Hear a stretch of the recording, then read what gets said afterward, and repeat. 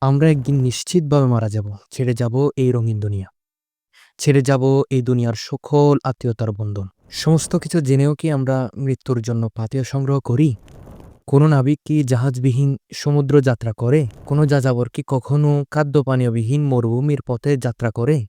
নাবিক খুব ভালোভাবেই জানে জাহাজবিহীন তার সমুদ্র যাত্রায় ধ্বংস অনিবার্য। যাযাবর জানে খাদ্য পানীয় ছাড়া তার মৃত্যু সুনিশ্চিত। অবশ্যম্ভাবী ফলাফল জেনেই তারা প্রয়োজনীয় রসদ সংগ্রহ করে নিজ নিজ যাত্রায় পাড়ি জমায়। কিন্তু আমাদের সামনে যে অনন্ত যাত্রা, সেই যাত্রার জন্য কি আমরা কোনো রসদ মজুত করি? সময়ের শেষ ঘন্টা বেজে ওঠার আগেই কি আমাদের যথাযথ প্রস্তুতি নিয়ে নেওয়া উচিত নয়? অতিশয় সত্য হলো, এই মৃত্যুর ব্যাপারে আমরা চূড়ান্ত রূপে উদাসীন।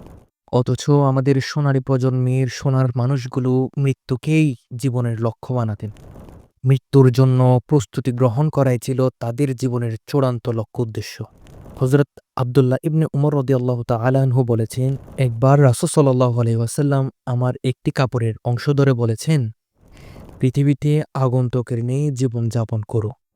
রাসূল সাল্লাল্লাহু আলাইহি ওয়াসাল্লাম হযরত আব্দুল্লাহ ইবনে উমর রাদিয়াল্লাহু তাআলা আনহুকে আগন্তুকের ন্যায় বাঁচতে বলেছেন। আগন্তুকের ন্যায় থাকা মানে হলো এই দুনিয়ায় নিজেকে থিতু মনে না করা। এমন না ভাবা যে এই দুনিয়াই আমার সব।